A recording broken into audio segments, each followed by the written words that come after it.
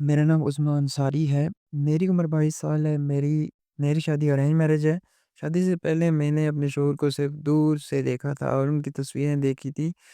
رات کو میرے کمرے میں آئے تو میں سبھی کو وہ آپ آ کر میرا گھونگھٹ اٹھائیں گے، لیکن وہ کمرے میں آئے، جہاں نماز بچھائی اور نماز پڑھنے لگے۔ بعد میں پتہ چلا کہ نکاح کے بعد 2 رکعت نماز شکرانہ ادا کی جاتی ہے۔ اس سے فارغ ہو کر وہ بیڈ پر آ کر بیٹھے، میری طبیعت وغیرہ دریافت کی اور مجھ سے میرے متعلق مختلف باتیں کرتے رہے، جیسا کہ میرے اسکول ٹائم کا کالج کی جسم میں زیر تعلیم اسکول ٹائم کی کالج کی جس میں زیر تعلیم تھے اور میری تعلیم ابھی جاری تھی کہ کافی دیر تک ہم باتیں کرتے رہے، لیکن اس دوران میرا دل دھک دھک کرتا رہا۔ میرے دوستوں نے مجھے نہ جانے کیا کیا الٹا سیدھا بتایا تھا کہ مجھے خوف چڑھ گیا تھا، لیکن اس دوران میں میرا دل لیکن ان کی باتوں سے میرا سارا خوف جاتا رہا تھا اور میں کافی حد تک ان سے بے تکلف ہو گئی تھی۔ انہوں نے میرا انچل اٹھا کر میرے منہ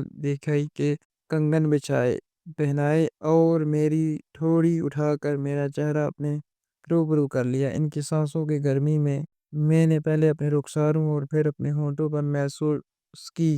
انہوں نے خفیف سا بوسہ لے کر میرا چہرہ چھوڑ دیا اور کہا کہ تم ایزی ہو جاؤ، میں سوٹ تبدیل کر کے آتا ہوں۔ میں نیم دراز ہو کر بیٹھ گئی، مجھے بھاری کپڑے چبھ رہے تھے لیکن میں بول نہیں سکتی تھی۔ وہ سوٹ اتار کر اور سفید کرتا شلوار پہن کر آ گئے تھے، مجھے دیکھ کر بونپ گئے کہ میں ان ایزی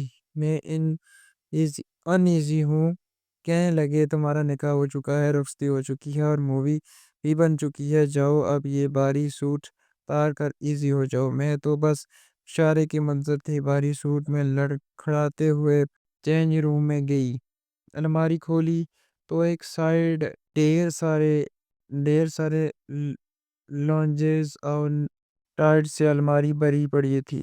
میں نے سر رنگ کا لانز لون لیس سوٹ اور بلیک نائٹی پسند کیا اور پہن کر آ گئی۔ جب میں بیڈ روم میں واپس آئی تو مجھے لے کر ہنس پڑے۔ میں نے زیور نہیں اتارے تھے، نائٹ سوٹ پر زیورات عجیب سے لگ رہے تھے۔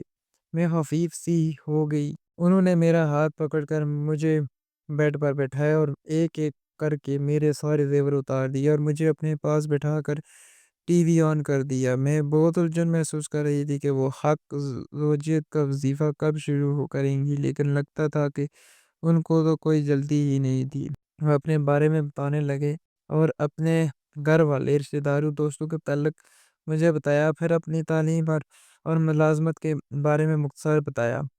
اس دوران وہ اپنے ہاتھ میں میرا ہاتھ تھام کر ملائم مجھ سے مسئلے جار رکھے تھے۔ میری ساری جھجک ہوا ہو چکی تھی، بس دل چاہ رہا تھا کہ وہ مجھ پر جلدی سے چھا جائیں۔ میرا پورا بدن اینٹ رہا تھا اور شاید مجھ پر ہلکی سی کپکپاہٹ بھی طاری ہو گئی تھی۔ انہوں نے یہ محسوس کر کے مجھے اپنے قریب کر لیا اور میرے سر پر پیار کرتے کرتے میرے کان کی لو پر اپنی زبان پھیرنے لگے۔ میرا تو بہت برا حال تھا، ایسا لگ رہا تھا کہ مجھے کوئی آتش فشاں میرے اندر پھٹ پڑنے کو ہے، لیکن لڑکی ہونے کی وجہ سے روایتی شرم مجھ پر حاوی تھی۔